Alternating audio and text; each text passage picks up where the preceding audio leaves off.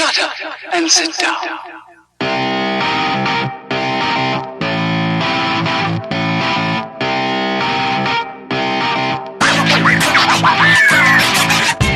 Our weekly hockey chat with Brian Metzer, the Pittsburgh Penguins radio network here on Trib Live. Tim Benz with you.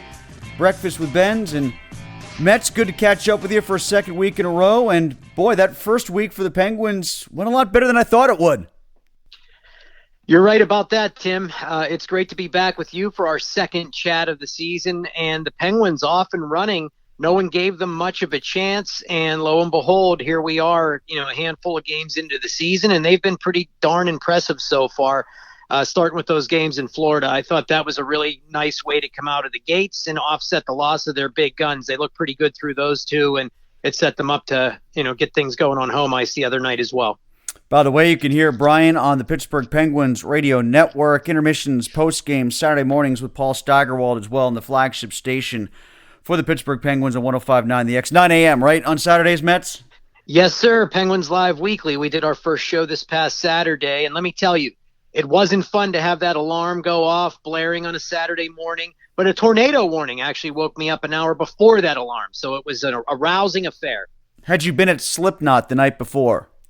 No, unfortunately, and if I had been, you would have been in tow because I would have asked you to go with me. I wasn't able to get there this time, and it looked like it was a pretty good show from what I could tell, but I wasn't thrilled with the openers, and I'm sure Slipknot will come back next summer, and we'll be able to give that another call back to our glory days pre-pandemic. That was our last show together, I think. Yeah, Slipknot in the middle of summer, when nothing else is going on, on a weekend or even during the weekday where it's easier to burn a day off for me, I'm all in. On a Friday before a Steelers weekend where I've been averaging 4 hours of sleep a night to hustle down to Burkinstown for that full of an emotional concert investment. I'll be honest with you, Matt, I hate to sound old like this when it comes to stuff on this level, but I didn't have it in me. I didn't have the energy for the Slipknot show. It wasn't them, it was me. I'm with you, Tim. We're, not to say that we are not the coolest cats in all the land or anything, but as we age a little bit, it was a busy week. The Penguins back on ice. I know you had a bunch going on with Steelers and everything else as well, but it was essentially game. I was at KISS on Wednesday, game.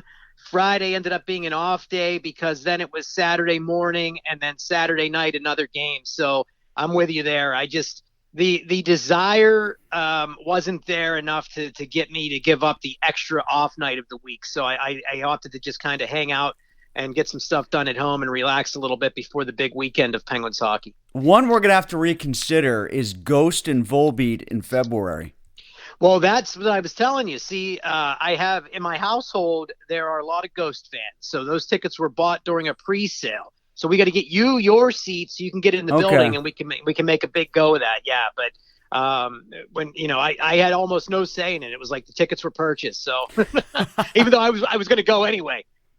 All right, Mets. We'll get back to the task at hand. By the way, where's that show? Is that the Pete? That one? Yeah, that one is at the Pete, and it's those two, and it's Volbeat, Ghost, and I forget who the opener is, but it's one of these up and coming kind of occult type bands that is building a nice following for themselves, and I'm interested to see their stage show because I saw some stuff, and I can't remember who it is now, but I remember looking it up at the time, and I think it will be intriguing to see that entire night play out on the University of Pitt's campus. Well, I am heartbroken about not being able to see Rival Sons on Wednesday. That one's kicking me in the teeth, so I do want to make that one happen for Volbeat and Ghost. I've not seen Ghost in person yet. I have seen Volbeat on quite a few occasions. I like a couple of the new songs, though, so I'm on board. I guess, Mets, my biggest takeaway from what we saw over the first 2 or 3 games, and let's kind of broaden it out as much as we can to include all 3 here. My first reaction to what we've seen from the Penguins this year is the scoring and where it's coming from. I thought if they were going to win and put some points up on the board, 5 out of 6, I'm stunned that they're doing it by putting the goals up on the board that they are. Yeah, I know that even when we spoke last week, Tim, we thought, they'd be in a position where they're looking to win games 2-1, 3-2, just minus Sidney Crosby and Evgeny Malkin. And then Jake Gensel wasn't with them to start the season because he had come down with COVID. But lo and behold, they are getting the goals. They're getting them from up and down the lineup. Those bottom six guys and some of the new acquisitions have really had a fine showing here in the early stages. And I know Danton Heinen, he's burst onto the scene. He's looking like the guy that he was in his rookie year. And I have to tell you, I've come up with this. I don't know if everybody will know the reference, but I know you will. And I said, we checked in with Pee Wee's buddy Jambi, and we got a Mecca Lecca High, Mecca Heinen goal 3 games in a row. We were having fun, Matt and I were, with his name because I can't stop calling him Dalton. Dalton Heinen. Yeah, Dalton, like Roadhouse. Yeah, it would, and that would be perfect for him too. But see, my mind took it right to Jambi, so I was there. And but I it's fun to see a guy like that kind of reclaim his offensive touch, because he had that going early in his career, Tim. And the biggest thing that he didn't have going for him over the last couple of years is, he said by his own admission, he wasn't shooting the puck enough. He didn't have confidence in the shot. And when I look back at his numbers from those first 2 seasons in the league, he was shooting a ton and he had a high shooting percentage. And right now, through just a handful of games, you're seeing this guy already with 8 shots on goal and 3. So I like what I'm seeing there. He had 4 shots in the first game that resulted in that goal. And look at a couple of the ones he scored here, Tim. Just snipes. I mean, he is an accurate shooter when he puts it to the net. So that's a good thing. Brock McGinn's looked good in the offensive part of his game so far. I know he doesn't have a ton to show for it, but he has 3 points in the 1 goal. Nice finish the other night against the Chicago Blackhawks. And, of course, Brian Boyle even got on the board. But there's 2 names to throw at you that I've been pretty impressed with so far. First is the retread, Dominic Simone. He looks like a new version of himself, and he's not just the analytics darling anymore because of the forechecking ability. He is driving people crazy with that. He did it to the Tampa Bay Lightning. He did it to Marc-Andre Fleury the other night, which caused that turnover. And then you see him get a goal already, too. In just 3 games, he has 3 points with a goal. And then Drew O'Connor picking up where he did in the offseason, during the preseason. Great game by him the other night. Great game in the opener. And I was kind of disappointed. They scratched him in game 2, and he answered in a big way in that 3rd game against the Blackhawks. And he's pretty much making it tough for them to ever pull him out of the lineup again, regardless of who's healthy, at least at this early point of the season. What about 2 guys that you may not be as impressed with, Zucker and Kasperi Kapanen? I think it's a little less impressed with Kapanen so far because of what we saw in the preseason. I was anticipating him to come out of the gates like a thoroughbred. He was going to be all over the place. He was going to be scoring. He was going to be lighting it up and offsetting the loss of the big boys up in the on the center position. Well, unfortunately, and I know Madden probably brought this up with you. I didn't get to listen to you guys on Monday, but I saw him tweet saying he's already been frustrated by Kapanen. I'm right there with him. I don't know what it is. It's maddening. He does have 7 shots on goal so far, but he doesn't look like the guy that I anticipated him to be this season. I thought he'd be really just moving and grooving offensively, and it's not there yet. With his speed, he should be able to create some space and opportunities for himself. And I saw people bashing the line he's playing on. He's one of the stars of his line. He shouldn't need to have a ton of support. He could open up space, get open, get himself into scoring position. Most of his goals last year, I felt, came off of the rush, came off of him opening up space with his own speed. So we'll see if he turns that on. So not super impressed with him so far. Now, Zucker, I guess the good news is tons of shots on goal. He's kind of like Danton Heinen early in his career, that comment that he made where he wasn't shooting as much. Zucker's a guy right now that said he wanted to get back to shooting the puck a lot, the way that he did when he was scoring goals in Minnesota, and he's already put up 11 now in 3 games. I know he only has 1 goal to show for it. He's got to start cashing in a little bit more often than that, but it was probably a big thing for him to get that just almost a seeing eye backhand that he scored the other night against Chicago, because now getting one in the early going, maybe that builds the confidence. He'll continue to shoot the puck, and then he can build upon that, because if he didn't score early, say this stretches to 10 games or 12 games without a goal, we may see the same Zucker we have seen during the course of his time here in Pittsburgh. But I think he has a little bit more positive right now this minute for me than I have with Kapanen. And that's not a knock on Kapanen, but I think he has to show us a little bit more to get to the status that he thinks he should be in this organization and that the coaching staff expects from him. What have you thought about the two goalies so far? Let me instantly rephrase that. What have you thought about the three goalies so far, of course, including Fleury? Well, we'll start with the former Penguin first. My God, that poor guy. The Chicago Blackhawks, I don't know what the deal is here, Tim. They look terrible. I thought they would be much better this season in the early going. I mean, you went out and made some acquisitions. You got Seth Jones on the backside. Jonathan Taves is back. They have a good bit of offensive firepower. I was kind of excited about them this season to see what they could do. And I said as much on this get together last week. Well, they have left Fleury out to dry in the early going here. He got shelled in his first game, but then again, that was the Colorado Avalanche that he had to go up against. Got the next game off, comes back against the Pittsburgh Penguins on his old home rink, and it just starts off in dubious fashion. A goal 15 seconds in, a Fleury-esque giveaway with the Dom Simone forecheck, the 2-on-1, all these different things happening, and then he gets the hook just 11 plus minutes in. That's not the way he wanted that to go by any means. On the Penguins side, you know what he will be, Tim? Marc-Andre Fleury will be the ask for a trade guy by mid-season, because if things continue that way, he is going to be disappointed. And from my vantage point at the game, I could see him going down the runway, and the stick got shattered pretty handily as he went out of eye shot of the fans in the stands. Now, Jarry, I thought he's been outstanding so far. He's looked pretty good. I know that a couple goals have gotten by him. They haven't been egregious, but I know there's a couple of them you might look at and raise an eyebrow and say maybe he's got to be a little bit better. But you know what? If he's going to keep it at 2.00 goals against all season, give up one or two a night, I'll be just fine with that. I'll be curious to see how that goes once we get to the playoffs, of course. But the save percentage is pretty stout right now at .917. He's got the 2.0 goals against, as I just mentioned.